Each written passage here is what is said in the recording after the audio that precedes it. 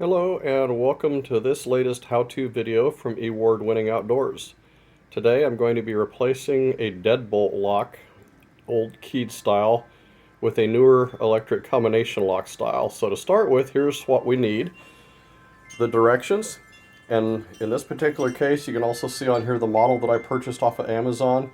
The directions actually make sense. If you happen to read the directions, I won't hold it against you and take away your man card. They were actually very helpful. There's an assortment of screws. This lock does have a set of keys for a backup. If it's a new installation, you're going to want to use these handy templates to measure to cut the hole in your door. In my case, I already had a lock, so I don't need to do that. It's going to make it a really simple process. There's a replacement hasp here, and I'll show you in a moment that it's actually adjustable for the different setbacks that are common on locks. A plate that goes inside the door, the combination part outside, the inside portion that has most of the electronics, the key cylinder, and then the only tool I needed was a Phillips screwdriver and 4 batteries to put in it once it's installed. Just a moment, we'll start working. Okay, so the first step is to install the hasp here, and this one, if you twist it, it will actually get longer and shorter, and that allows you to fit it in the hole the way it needs to go. This existing door already had the hole for the lock, so I'm going to put it in like that. And then I'm going to come over here and give you a little better view. There should be, right in the middle, this hole here should be pretty well centered. We'll secure the end with 2 screws here, and I will be right back with you. Okay, I have installed 2 screws to hold the end of the actual bolt to the door. So for the next step, the lock cylinder here just sets inside this outside portion. There's a wire here that you're going to stick through the door. And then this little piece, little flat bar there should go right through the middle of the deadbolt itself.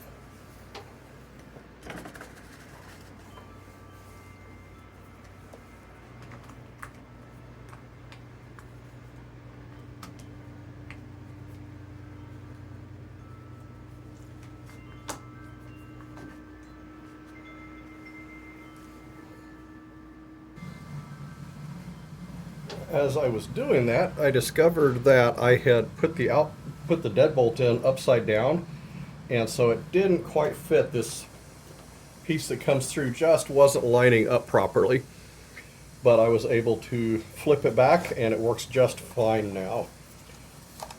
So the next part is the inside portion, and this actually has a top piece that comes off, and it's a little bit of a bugger the first time.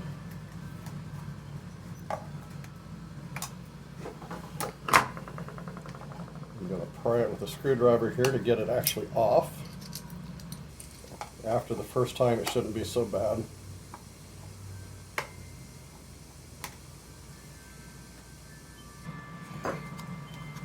Okay, I have removed the top cover. That's where the batteries are going to go, but you don't want to put them in yet because you need access to a little screw hole there. So there's a little tiny wire on the back of this that plugs into a little tiny wire that comes through from the front piece. They did make it a little easier. One corner is color coded, so you line those color coded corners up and it plugs together. Otherwise, you might try to force it and really cause yourself some trouble you don't want. You can then line it up to where the little shaft that comes through fits into a small piece back here. And I'm going to step around to the other side so I can see what I'm doing.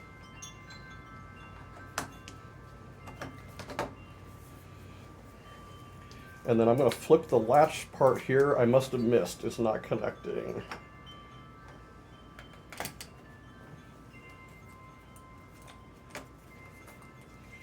Depending on which way your door opens, this may flip one way or the other. So if you put it on and you try to turn it and it doesn't go, you just need to flip it the other way before you assemble it. Now I'm going to hold it together. There we go. Everything is lined up right, except I left out a really important step. So I'm going to pause for a moment. Okay, I got ahead of myself there. That inside piece doesn't actually go on yet. We need to install the mounting plate. And for that, this little wire that comes through from the outside piece needs to go through there. You line it up to where the post in the center is lined up. And then these two screws, it's going to be easiest to be able to hold the lock cylinder in place. Those should go right into the back of the lock cylinder. It takes a little lining them up.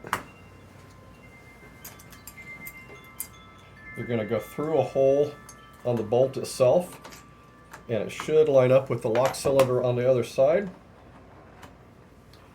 That is screwing in. I'm just going to do it a couple turns to leave it loose so I can get the other one lined up if I need to adjust things.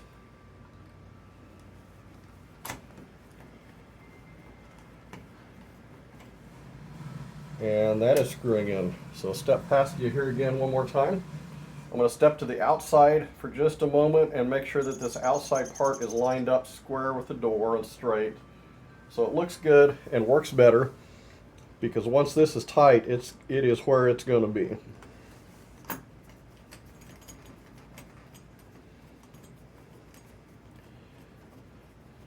So I'm going to go until it's just slightly snug.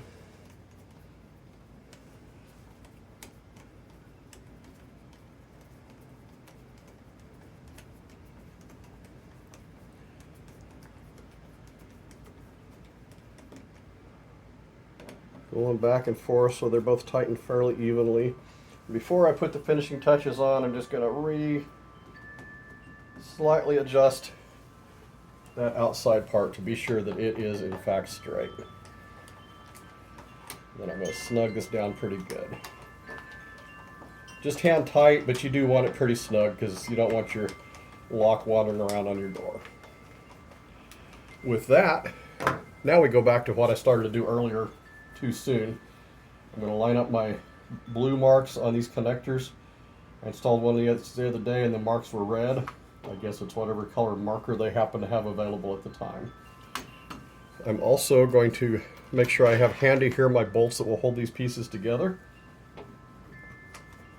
I'll get this lined up again so that when I flip that back and forth, it opens the door. There's 3 bolt holes on here that, if you have everything lined up right, should screw right into that mounting plate. And it looks like I got it right the first time on this.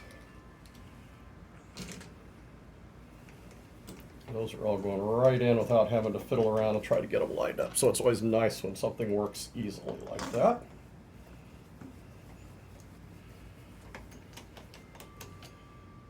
Again, these don't have to be super tight. This isn't the part that makes your door secure, but it is important that you don't want it wandering around. Then the last piece, we're going to take, those were bolts, but now we're going to take this pointier screw and this little hole in the top by the batteries. This is actually going to screw right into the wood of the door. If you happen to have a metal door, you might have to drill a pilot hole. If you have a wood door, it should tap itself real well. They're nice pointy screws. Next, batteries, and you just pop 4 of them in there. If you're not familiar, usually if there's a spring, that goes on the flat side of the battery, and the little button part goes where there's not a spring. That's how they make proper contact, and it keeps the polarity right so it doesn't mess anything up. You might have heard it beep there. That tells me it's working. That piece slides on and we are done. The only thing left is to program it. This particular model comes with a preset programming code and also a preset access code. The programming code is 0000 and the access code is 1234. Don't use those, because anybody that buys one of these locks knows your code. What you do is you use the existing programming code, follow the directions in it. It's really simple. Each different function, like to change the access code, you type in your access code and then you hit the lock button and then the number 4. This is to change the programming code. Then you hit the lock button again, then you hit your no programming code, hit the lock button, and your code is changed. That way nobody can come and program your lock without your knowledge. You do the same thing as set the user or access code. You enter the lock button, or first you enter your programming code, enter the lock button, the number 4, the lock button, enter your new code to get in your door, and hit the lock button, and now you've coded it to your own personal code.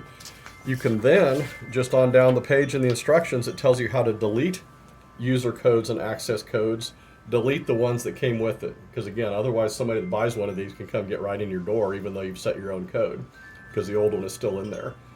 This allows you to set multiple codes. You can set a code for a house guest or somebody coming over to do repairs or whatever you want. But here's what the front part of it looks like.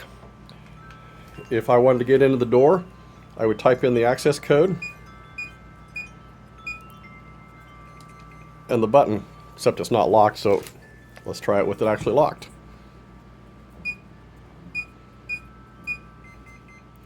Okay, I did that wrong, so I'm going to have to redouble check the access code, but that's how you get in. You punch in your code and the lock button, and then that unlocks your door.